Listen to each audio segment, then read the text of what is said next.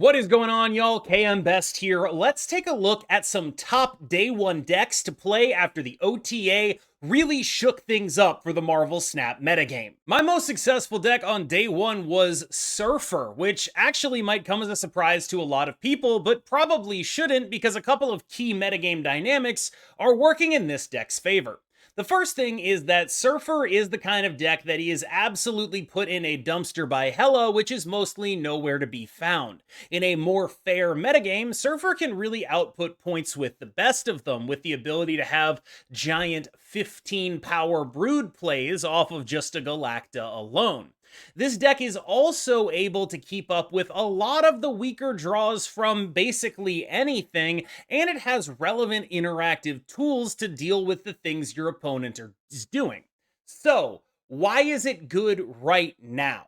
Well, there are two dynamics working in favor of Silver Surfer. The first is Thanos just got buffed and people are playing a lot of big decks, and that means that you're going to get a lot of value out of being a good Cassandra Nova deck backed up by some other stuff.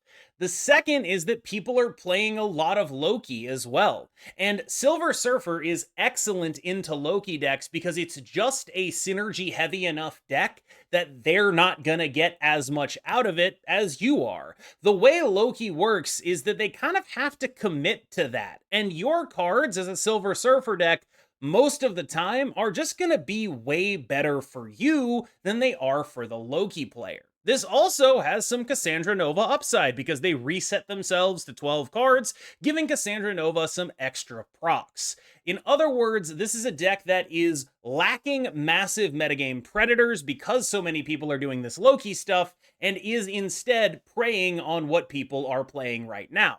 Whether that be Arishem, whether that be Agamotto, whether that be Thanos, or any combination of the three, being a good Cassandra Nova deck goes a long way, and having a deck that is finicky enough that Loki is not going to actually be great into it while still outputting mid-range levels of points is very, very good right now. So this was by far my best deck on day one, in large part, I think, due to those metagame dynamics, making it a very successful choice. I would be remiss, of course, not to mention that this is also kind of a season pass deck. Like, this is not a deck that is passing up on that stuff. This is a deck that is playing a bunch of really strong cards in addition to what is already a very competent game plan. This means that you're going to be able to do a bunch of weird Juggernaut stuff, just like all the Agamotto decks are able to do. You're going to go just under the Shang-Chis that all of those decks are playing, and they're not going to have the right tools to deal with what you bring to bear. In other words, this deck attacks the current metagame at a bit of an orthogonal direction, which is to say, it's taking an angle that is just offbeat enough that makes it make a lot of sense right now. So what are people actually playing Loki in? The thing about decks like this is I'm not convinced that Loki is actually a meaningful upgrade over what this deck was already doing. Like, yeah, okay, you can play the wolf stuff in here, you get a Loki, Loki's pretty good in mirrors, you do a bunch of cool stuff, there's some synergy with King Atri, all of that is true. But this is a deck that's like very high power, and my limited experience did not give me a great view of the card Loki justifying itself here. Like, what you're missing out on effectively is a Zabu in the Loki spot and a Shang-Chi in the Wolf spot, and I find it a little bit hard to believe that that wouldn't be better. Like, I'm not saying it's not the right thing to be doing right now, but I am saying that I climbed by pretty much specifically saying that I'm going to be good into Loki stuff right now, and these decks, every time I ran across them and they played Loki, I feel like my win rate got higher and my cube rate got higher, and their win rate got lower and their cube rate got lower, which maybe I'm underestimating how good the card is. It still feels like the kind of card that can really face roll, but not only is it catching heat from people like me who are attacking it in this way, it's also catching heat from people playing, you know, like Gorgon and Mobius. Those cards are back in the meta just because this is a card that recently got buffed and people are going to be playing a lot of it. So I'm not sure this is the right time to be going out of your way to playing a card that is so targeted right now. I realize you can do this and it won't be that bad because you're 10 out of 12, what was already basically the best deck. It's not going to get that much worse. You're probably going to be perfectly fine. I would even say, I venture so far as to say it's going to be good. But is it going to be better than not doing that? I'm not that sure about that. One of the ways I've been trying to attack the big deck metagame is with Darkhawk and Goon Knight. I tried this Agamotto list with them, and I'm not actually 100% sure Agamotto is adding too much to the deck. I like that he's there, I like that he's a 5/13. The Luna Snow stuff is actually very sick here, though. What Luna Snow is doing is sort of fixing your bad draws, so you actually get to play a game of Marvel Snap where you get like a turn 4/5 drop, and then a turn 5/5 drop, and then a turn 6 5+1, because, you know, that's what this deck really wants to do. And I think that that is the thing that I took away as like a pretty relevant thing that this deck is doing.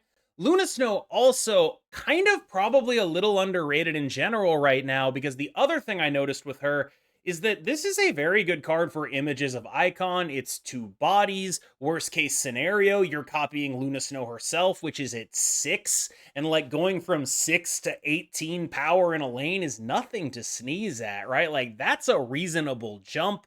This is a deck that I think leans a little too hard into Darkhawk to be consistent enough.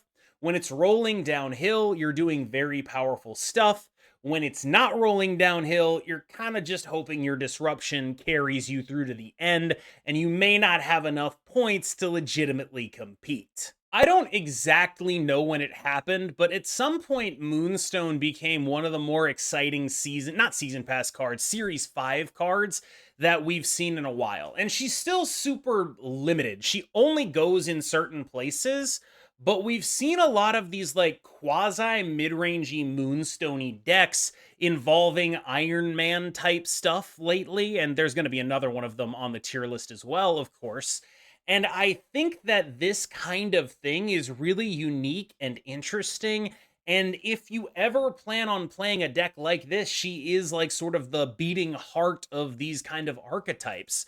Her ability to double stuff up means that you will be able to go over the top of basically anything. If you get a Mystiqued Iron Man on her, you can attack lanes to the side by Mystiquing her and then playing Mr. Fantastic stuff. There's some real power here. The V-Hand stuff is sort of like what I like to think of as like the high roll plan of this deck. Typically, what this deck is doing is like playing the V-Hand core alongside like some important and relevant tech, but it's so early in the metagame and there's so few enchantresses out there that the early and relevant tech is like, what's the point? Why am I going to like play Shang-Chi stuff? I'm just going to have a deck that's finicky enough to just beat Loki when they play Loki on me because my cards work together and their cards don't, because it takes them a while to draw the cards, and we're a very synergy-based deck.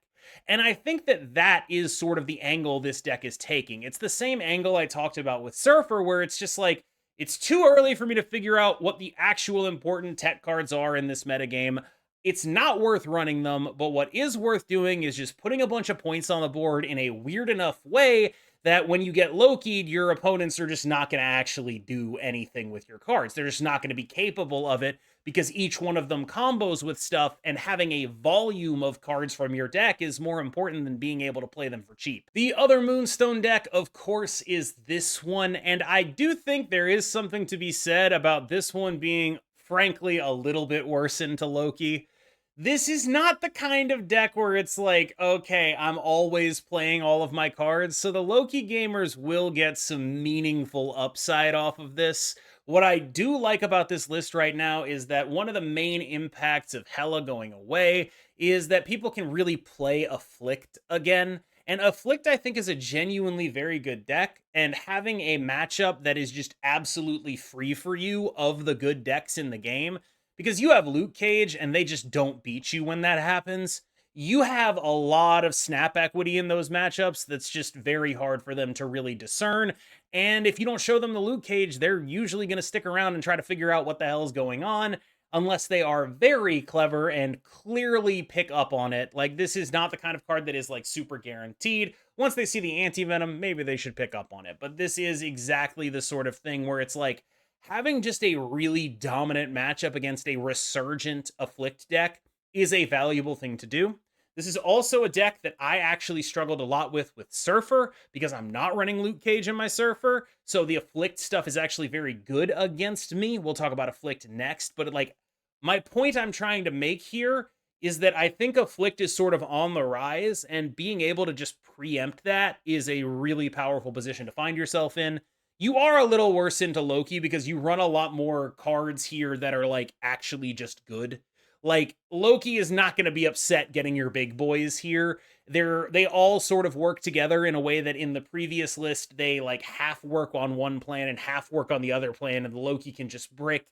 In this deck, you're mostly giving them some pretty good cards. On the subject of decks that are just like absolutely abysmal to Loki, discard is A1. Frankly, I think this deck could be a real straight up contender moving forward, as long as it doesn't run into too much Mobius and Mobius blowing up its good draws. If that does end up happening, you're probably going to have to cut the gambit and go back to Grandmaster, because we then become a very Dakin reliant deck.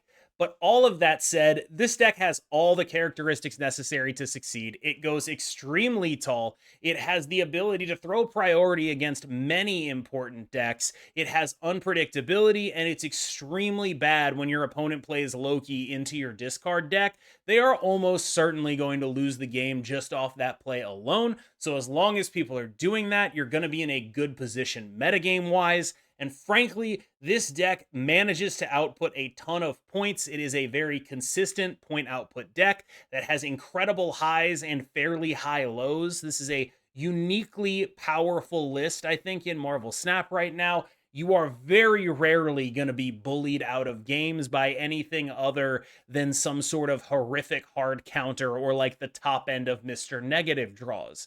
This is a deck I think has real potential to make itself known in this metagame. Speaking of Mr. Negative, it took a couple of hits indirectly. The first indirect hit was the nerf to Hela. Mr. Negative was being played in large part because that matchup is basically free. It is to Hela what Hela is to mid-range decks. It just gets to bully it, you just win, that's just how it works, right? This is a deck that lost maybe its best matchup in the game. The reason it was around is that. However, we are still in a metagame that is not super high just yet on Mobius and Mobius. Mr. Negative sort of scales inversely with that card, because when you play this deck, you are very priced into snapping your good hands. If you get them reversed on you with a Mobius, you are probably going to lose the game, and that is a very dangerous position to put yourself in. This is why Hela's nerf is another actual sort of knock on Mr. Negative, because previously there was no damn reason to play Mobius in the metagame. Absolutely none. You could not justify it because you would get run over by Hela for playing a 3/3. You just absolutely could not justify putting that card in your deck. It was unplayable. Hela's gone now, it's playable again, and people are doing things with discounts, which means that you are going to see more Mobius, which is not wonderful news for a Mr. Negative gamer. The Heavy Fours Agamotto deck has seen absolutely zero changes. It is quite powerful once it starts rolling downhill.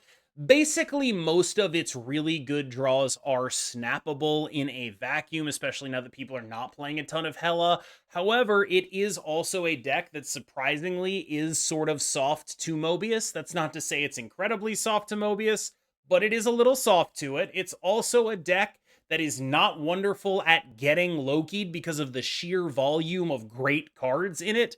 When you get Loki'd, you kind of are in a position where you need to like Agamotto spell your way out, or they're probably going to drop better stuff than you. This deck is not just a deck full of good cards, it's a deck full of like fairly expensive good cards, and your opponent having that real ability to go like 4s on 3, that's what you're trying to do, and they can just do that to you, and it's really tough to win from there.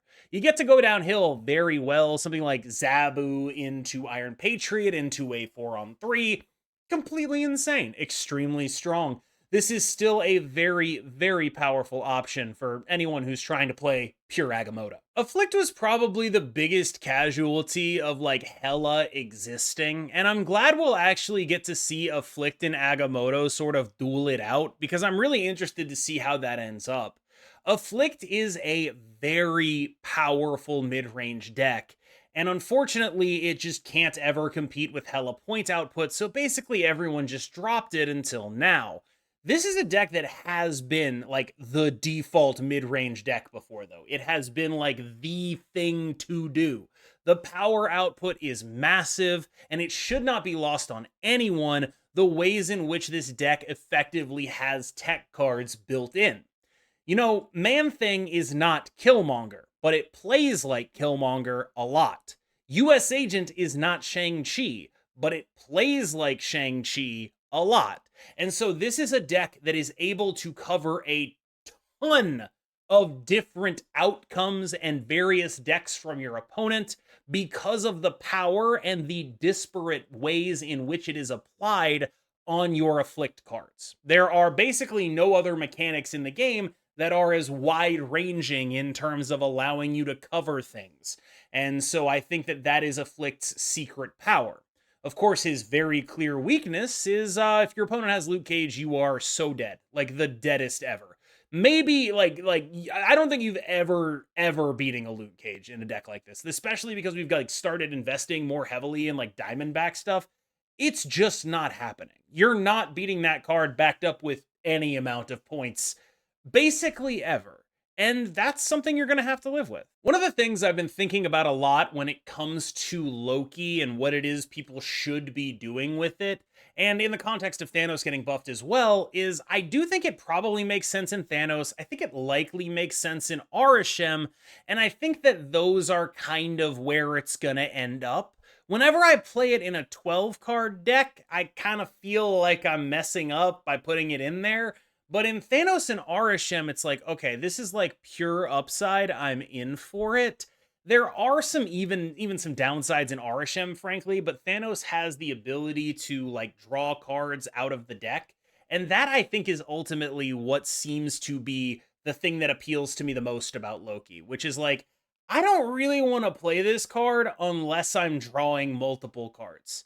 He is still not great in the context of your whole deck is random, you don't know if their stuff is good, it's very hard to snap on him. But if you're like drawing a couple cards off a couple stones, if you have a Mockingbird in your hand or something like that, that's the kind of stuff that can make a difference. And the fact that you like get this sort of guaranteed Thanos in hand, like if you have like Time Stone or whatever, that kind of stuff really, really matters. The deck is also able to play like a normal deck. We are not in like the world's greatest position, but we are still like an Agamotto deck that's putting a lot of points on the board. We have some notable counters. This deck is not very good into the card Hazmat, for one. It's not very good into the card Killmonger either, but there aren't a lot of people playing that. And if you are against a Hazmat deck, you do have the out of Lokiing into their Luke Cage some of the time. This is just a deck that I think it's very difficult for your opponents to snap into you with because your range is so massive. And I think that if you're the kind of person who likes this sort of slow, methodical, surprising at times climb, this could be a good option moving forward. Look at that Bruce banner without a purple border. I have been hoisted by my own petard because this might actually be kind of playable.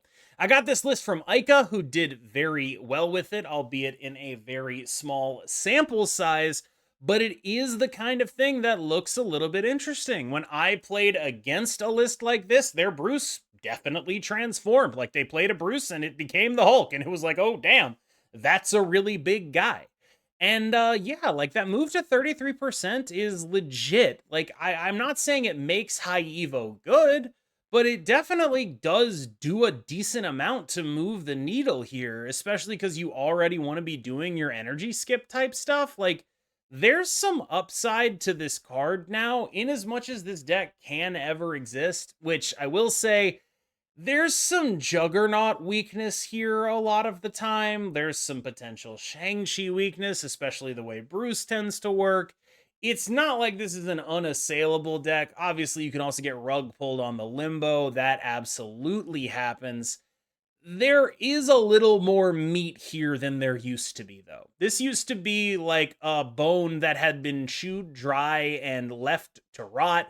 Now it might look a little bit more like a steak. Like, there might be something here. which is more than I can say about any deck that ever played Bruce Banner before. Do you hate fun? Do you not want to bother with any of this crap? Well, might I introduce you to this iteration of Wicksilver? It's exactly what you think it is. Of course it is.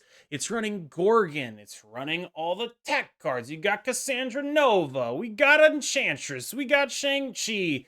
You know what this deck is. You know what it is. This is basically Sarah-less Sarah tech. That's what's going on here. We're doing tech card stuff, and then we're playing those tech cards. I will say, Gorgon is like a meaningful limiter on Loki especially, but also on like Thanos and Arishem as well. A lot of people are acting like Hela is dead. I am one of those people. I think, though, that if you wanted to play the Danish build of Hela, it's probably still at the very least functional, if not kind of decent.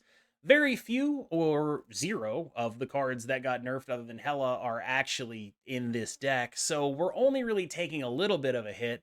There's a lot of power here and some real play skill, I think. If anything is going to keep this deck down now, it's that it is genuinely difficult to play this version. Like, I don't think people give Danish enough credit for being able to pilot this absolute weird-ass pile. It is so bizarre. You have to do so many calculated risks and gambles, and you have to have like the brass balls to snap on a lot of them when you're 66% and just be like, that's going to happen. It's going to be fine. That is a hard thing to do. And so I think that there's a big reason why the build of Hela that sort of disseminated across everywhere was a build of Hela that was pretty easy to play. It's a lot easier to understand that. This is a deck where it's like sometimes your final turn, like Odining stuff to like get a Ghost Rider or to like get a second Gambit proc or God knows what else, right? Like there's just a lot of weirdness in a list like this that is a little bit difficult to actually deal with as a player. Don't tell anyone, but I'm pretty sure move bounce is pretty good again. We're in a meta that lost Hela. We're kind of all looking for the deck that goes super tall. Nobody's playing Killmonger. No one's playing like Invisible Woman or anything like that. There's a pretty decent chance you can do something stupid if you play move bounce. Please ignore this and don't actually play this deck. I hate it. All right, y'all. Thank you so much for watching that video. Let me know what you think about it in the comments. I still read all of them. As always, I've been KMBest. You have been phenomenal, and I will see you in the next one.